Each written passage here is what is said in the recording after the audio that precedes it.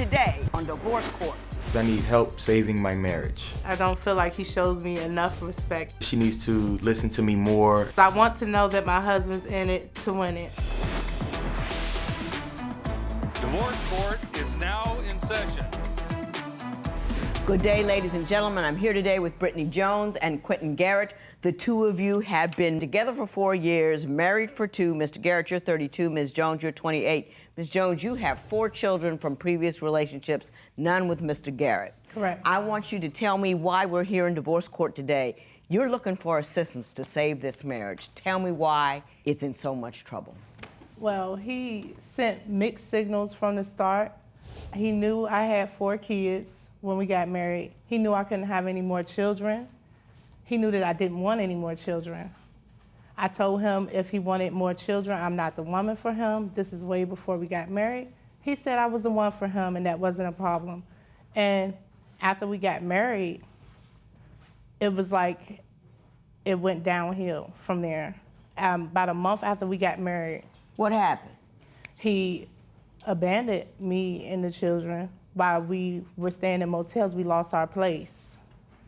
And we were staying in motels. So who moved in with whom? Once you got married, did you have your own place and he moved in? He moved in, yes. Okay, what happened that put you in a financial situation that you lost your place? I lost my place not because of finances, but because a new owner bought the apartment complex we lived in, and they just were making changes. Changes, circumstance, and you couldn't keep up with it. Yes. Is she accurate so far, Mr. Garrett? So far, yes, ma'am. Okay. He abandoned you 1 month in. Tell me how that occurred. Okay, me and the children had to go move into a shelter. He was welcome to come with us because we were married. He chose not to. He then, shortly after that, he came up there once, and then he stopped visiting. He stopped taking my phone calls. He stopped talking to me. He just was incognito. Once your wife went into the shelter with all those children, did you just cut her off?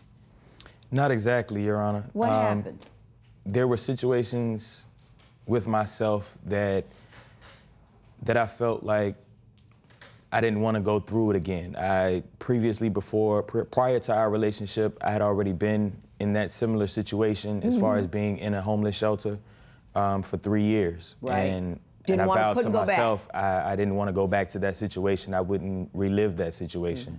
So I told her upon entering into the homeless shelter that I would come, I would stay for the first 2 days, make sure everything was okay, and after that, you were out. I was not gonna remain there. Okay.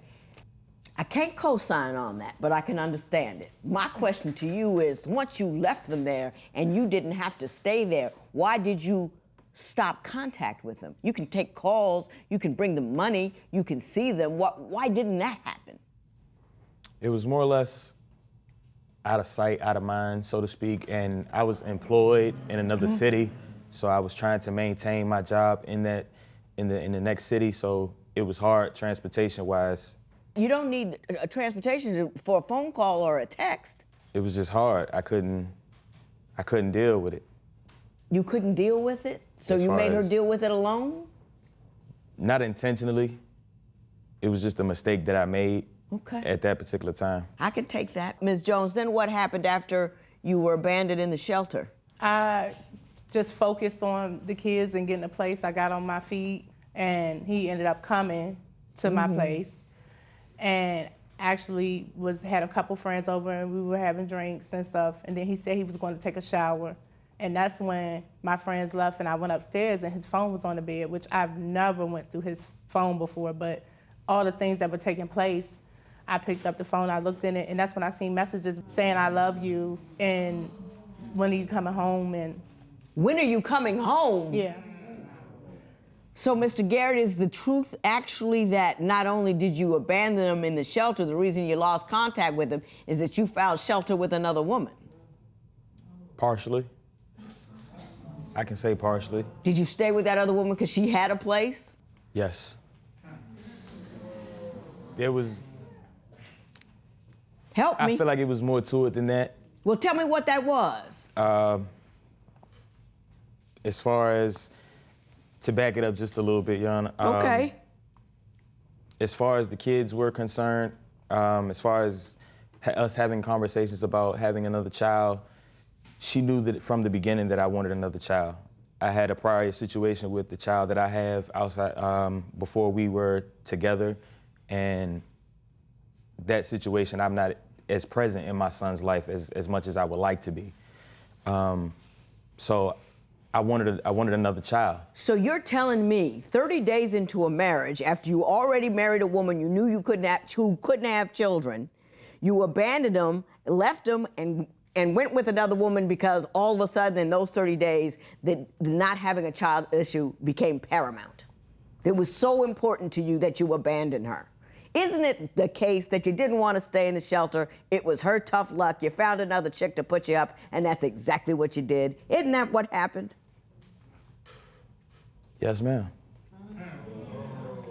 So what happened when you found out what he was doing while you were in the shelter? I walked into the bathroom where he was taking a shower, and I said, so this is how you feel? And once he got out, he was like, I love you. I want us to stay together. I want my marriage. I don't want to be with her. Just down on one knee and saying how much he loved me. So I forgave him. But then a week later, or maybe 2 at the most, I start texting. He won't respond at first. Then when he finally responds, he said, I choose her. LOL. I choose her, LOL? I choose, well, I the young lady. honestly don't recall the LOL portion of that text message. Let's take it off. I choose her. Deal with it. Unsaid, but that's what you were saying. I felt smothered. I felt like at that time, I needed an outlet. I needed a way out of the marriage. Well, how long had you been back with her after she got out of the shelter that you decide you were smothered? I felt this way prior to all of this. How could you feel smothered when she was in a shelter and you were living with another woman? Prior to the shelter, prior to us losing the place, the apartment. But prior to all that, you felt smothered. I felt smothered. Okay, we're gonna talk about that because you gotta explain that to me because I don't understand it. He was in my house texting the girl, telling her how he can't live without her. He loved her, just all kinds of stuff. So it's just like, it didn't end right there. Okay, I got it.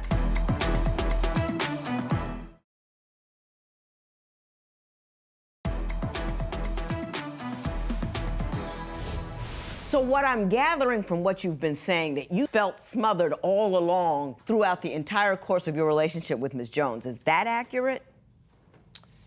Not entirely. Tell me wouldn't when say you from the started. beginning. I wouldn't say I felt smothered from the beginning. From the beginning, I was the perfect gentleman.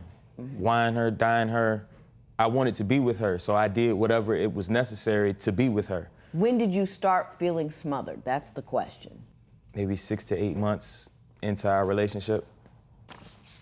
Well, you dated for 4 years, and you felt smothered 6 months in, and now you're telling me that you rode out smothered for two more years, then you got married for 2 more years, and it just so happens you got so smothered at the point where she could no longer give you shelter and some other chick could? This is what you're telling me? I took on a whole family, not just her. I took on her plus four kids. What do you have to say about him feeling smothered and overwhelmed by your 4 children? I can't understand that because he's the one who begged me to get married. I didn't want to get married. So how did we get here today? He abandoned you once, went with the other woman, came back when you got yourself together, left again, said he picks the other woman. Then what happened? Just the disrespect.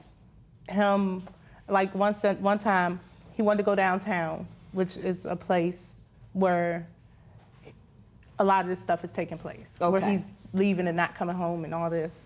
And I told him no because I was getting ready for my mother's birthday party. And I was on my way out the door pretty much. So I was like, no, I'm not gonna take you down there. And not just that, I also said, because that's the place that we got arguments about that is causing problems in our marriage. So he called me all kinds of B's right in front of my cousin, called me all out of my name, got mad, started yelling, screaming, just loud and outraged. Mr. Garrett, did that occur? Yes, Your Honor. What were you so angry about? Downtown that she speaks on is the downtown portion of the city, but it's a place where I grew up. I went to school. I have friends.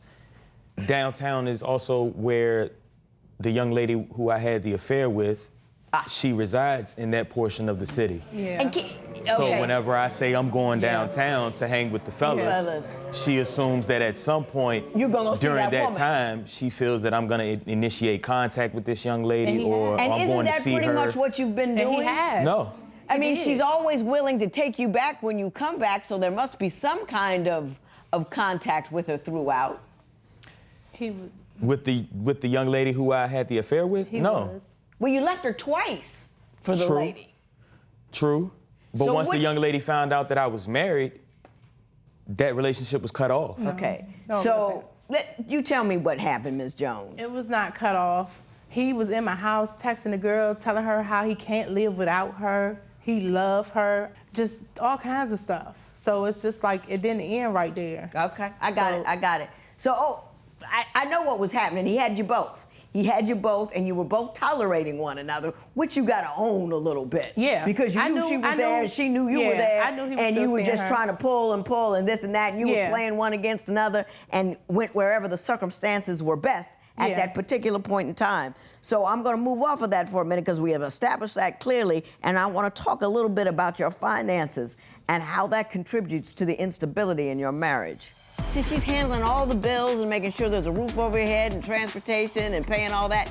Could you answer the mom request? Do you know what I'm saying? I do that It's a lot of just- the time. Just keep looking at her. A lot of the time, I do that. What would you do if your partner abandoned you and your kids? Tell us what you think at facebook.com/divorce court. Divorce Court will be right back.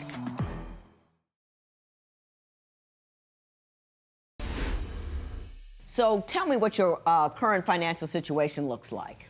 Okay, right now, I'm not working because I'm a CNA, but I have to wait till I can take my license test, which is scheduled for September 23rd. So at this moment, I'm not. How do you survive? And he's not working. I've been doing this job on the weekend, holding signs. My father helps me sometimes. Flipping signs like on the corner? We hold it. We don't flip this particular one. It's so big. It can't be flipped. Holding it, doing whatever you got to do to put food in your baby's mouth. Yeah. What are you doing? The same. He was doing it with me. He did come out and do that with me. Are you working now? Are you still with the ma'am. sign? Yes, ma'am. Is he still out there Yes, with the he's sign? he's still out there Do with you me. see any of that money? Some of it. Some of it. Are you living in the same household? Right now, yes, we are residing together at the moment.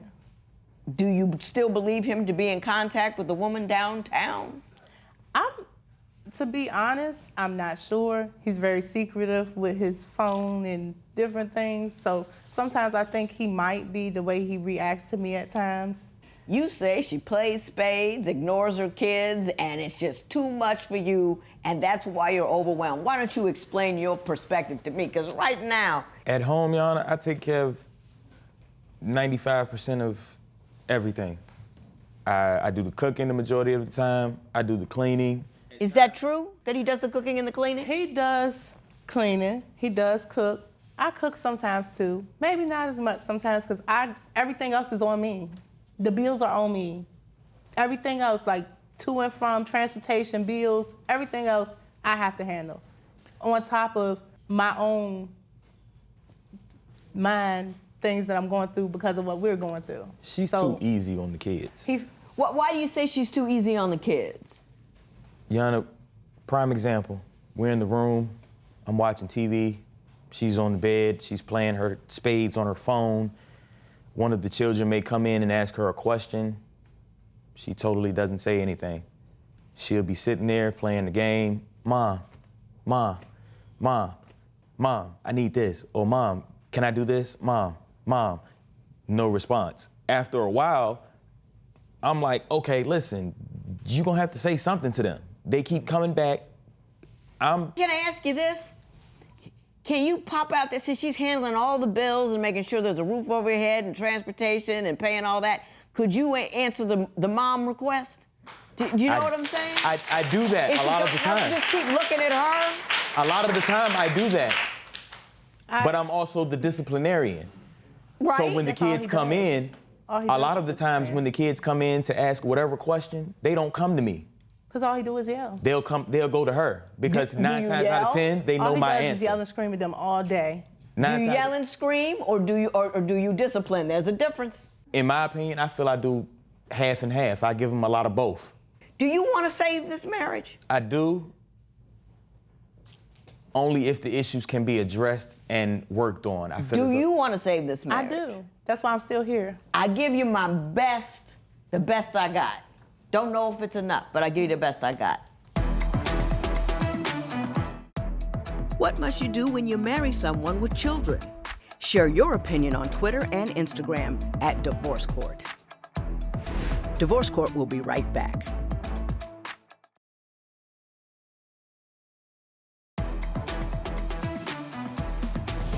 You guys are caught in that great morass of deprivation. You don't have money, you don't have backing, and you're borrowing from Peter to pay Paul, and you're living from pillar to post and can't quite make it all the time, and you're all under constant, unrelenting pressure. I want to tell you that I know that, and I feel that. That's why she goes into the game of spades, because she's busy feeding those mouths, and at some point she needs some peace, because she's got a man who's playing one chick against her, going to her house back. So if she's ever homeless again, she knows you're out the door in that other chick's house. That's who you are. That's what you do. She can't count on you. So it's all on herself. So when she can get time for a breather, she gets on that game of spades. And then you over there come in there bigfooting in her house with her kids, screaming and hollering. You just an occupying force. You are not love. You are not support. They say mom, mom, mom because they know they call your name, that you won't answer. Now listen, they're not your kids. I get that. But you married her. They came with her. You should have been ready to take on that responsibility. If you weren't, you should have stayed someplace else. No, it's all me. Now that I've finished my fuss, let me say this. Bless you for having your tubes tied.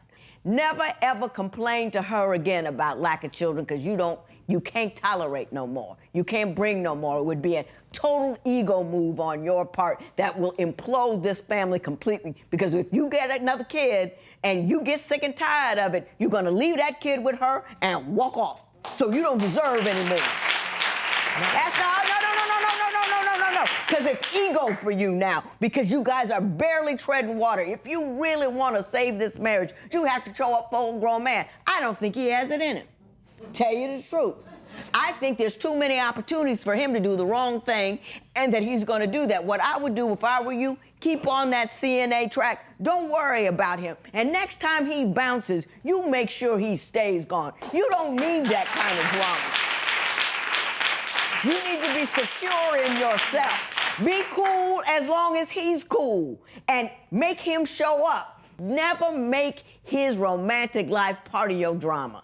Forget him if he's not gonna act right. Make him act right, make him do right, or bounce him to the curb. Do you understand that?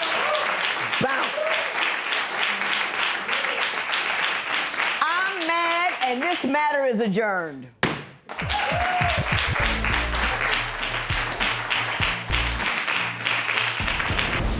Quentin is a good guy, and he could be that guy, but right now, where we stand, he's not that guy right now.